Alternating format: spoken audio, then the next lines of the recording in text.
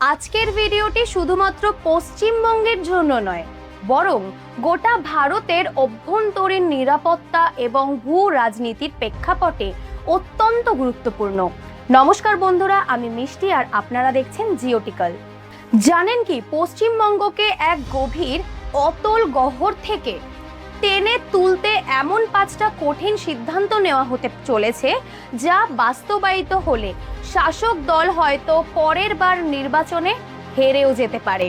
হ্যাঁ, ঠিকই শুনেছেন, কিন্তু এই ঝুঁকি জেনেও শুভেন্দু অধিকারী তার নতুন রিসেট ফর্মুলা নিয়ে ময়দানে নেমেছেন। এই একটি ফর্মুলা কি পারবে অবৈধ অনুপ্রবেশ বন্ধ করতে, শিল্প ফিরিয়ে আনতে আর বাংলাকে রাজনৈতিক হিংসা মুক্ত করতে?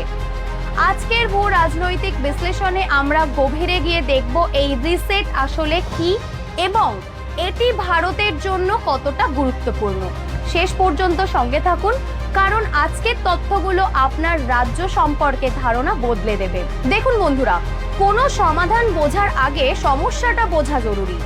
বর্তমানে পশ্চিমবঙ্গের অবস্থাটা অনেকটা আইসিইউতে শুয়ে থাকা রোগীর মতো। কেন বলছি? বাংলাদেশের সঙ্গে পশ্চিমবঙ্গের সীমানা অনেকটা উন্মুক্ত। তথ্য বলছে ভারতে প্রায় 2 কোটি অবৈধ অনুপ্রবেশকারী থাকতে পারে, যার বড় অংশ এই রাজ্যে। 10 কোটির রাজ্যে যদি 2 কোটি অনুপ্রবেশকারী থাকে, তবে তা শুধু রাজ্যের নয়, ভারতের জাতীয় নিরাপত্তার জন্যও এক বিশাল হুমকি। বর্তমানে রাজ্যের মোট ঋণের পরিমাণ প্রায় 7 লক্ষ কোটি টাকা হতে চলেছে। রাজ্যের মোট জিডিপির 38% এখন ঋণ। এই টাকা উৎপাদনশীল কাজে না লাগিয়ে শুধু খেলামেলা ভাতার রাজনীতিতে খরচ করা হচ্ছে, যা রাজ্যকে দেউলিয়া হওয়ার দিকে ঠেলে দিচ্ছে। রাজনৈতিক খুনের তালিকায় পশ্চিমবঙ্গ ভারতের মধ্যে 1 নম্বরে। এমনকি কাশ্মীরের সন্ত্রাসবাদী হত্যাকাণ্ডের থেকেও এখানে রাজনৈতিক খুনের সংখ্যা অনেক বেশি। এই বিশৃঙ্খল ইঞ্জিন, ব্রেকহীন গাড়ি আর সিন্ডিকেটের হাতে থাকা স্টিয়ারিংকে ঠিক করতেই এসেছে রিসেট ফর্মুলা। এবার আসি আসল ফর্মুলায়। রিসেটের প্রথম অক্ষর আর, মানে রিওয়্যার বা পুনর্গঠন। শুভেন্দু অধিকারীর মডেলে শুধু ভাতা দিয়ে হাততালি পাওয়া নয়, বরং প্রশাসনিক কাঠামোকে ঢেকে সাজানোর কথা বলা হয়েছে। প্রথম মন্ত্রিসভাতেই তিনি রাজ্যকে 6টি কেন্দ্রীয় প্রকল্পের সঙ্গে যুক্ত করার সিদ্ধান্ত নিয়েছেন, যেমন আয়ুষ্মান ভারত, উজ্জ্বল যোজনা, বেটি বাঁচাও বেটি পড়াও ইত্যাদি। এর ফলে একজন সাধারণ মানুষ 5 লক্ষ টাকা পর্যন্ত বিনামূল্যে চিকিৎসা পাবে।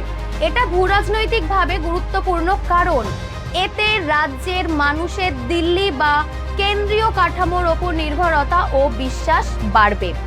এরপর আসে ই, মানে ইভিক্ট বা উচ্ছেদ। শুভেন্দু স্পষ্ট নির্দেশ দিয়েছেন, পুলিশ যদি কোনো অনুপ্রবেশকারীকে আটক করে, তবে তাকে সরাসরি বিএসএফ এর হাতে তুলে দিতে হবে। শুধু তাই নয়, ভোটার তালিকা যাচাই করে সন্দেহজনকদের বাদ দেওয়া এবং আসাম বা ত্রিপুরার মডেলে অবৈধদের চিহ্নিত করে বাংলাদেশে ফেরত পাঠানোর প্রক্রিয়া শুরু করার কথা বলা হয়েছে। ভারতের নিরাপত্তার জন্য সবচেয়ে বড় পদক্ষেপ হলো এস, অর্থাৎ সিল বা সীমান্ত সিল করা। বহু বছর ধরে জমি জটিলতার কারণে কাঁটাতারের বেড়া দেওয়া যাচ্ছিল না, কিন্তু এই নতুন পরিকল্পনা অনুযায়ী সরাসরি 600 একর জমি বিএসএফ কে হস্তান্তর করা হয়েছে সীমান্ত সুরক্ষিত করার জন্য। এছাড়া 4000 মাদ্রাসার বিদেশি ফান্ডের উৎস নিয়ে তদন্ত করার জন্য সিট অর্থাৎ এসআইটি গঠন করা হয়েছে, যাতে ওপার থেকে আসা কেউ এখানে এসে কোনো মদত না পায়। এরপর আসে ই, অর্থাৎ এনফোর্সমেন্ট বা আইনের কঠোর প্রয়োগ। বাংলার রাজনীতিতে শাসকের আইন নয়, বরং আইনের শাসন প্রতিষ্ঠার কথা বলা হয়েছে। অপরাধী নিজের দলের লোক হলেও তাকে গ্রেপ্তার করার কড়া বার্তা দেওয়া হয়েছে।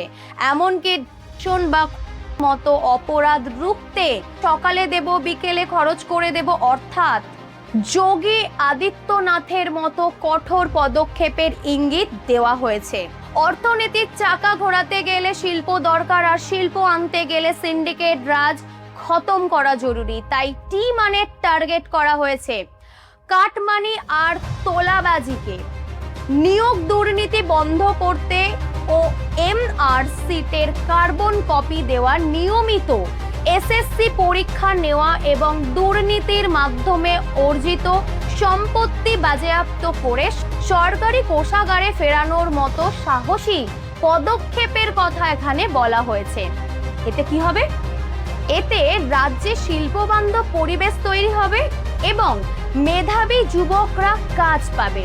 বন্ধুরা, এই রিসেট ফর্মুলা বাস্তবায়ন করা মোটেও সহজ নয়, কারণ যখন আপনি মানুষকে বিনামূল্যে ভাতা পাওয়ার অভ্যেস থেকে বের করে কর্মসংস্থানের দিকে নিয়ে যেতে চাইবেন, তখন সাময়িকভাবে ভোটের রাজনীতিতে ধাক্কা আসতে পারে। কৃষি জমি অধিগ্রহণ বা সিন্ডিকেট ভাঙতে গেলে দলের ভেতর থেকেই বাধা সৃষ্টি হতে পারে।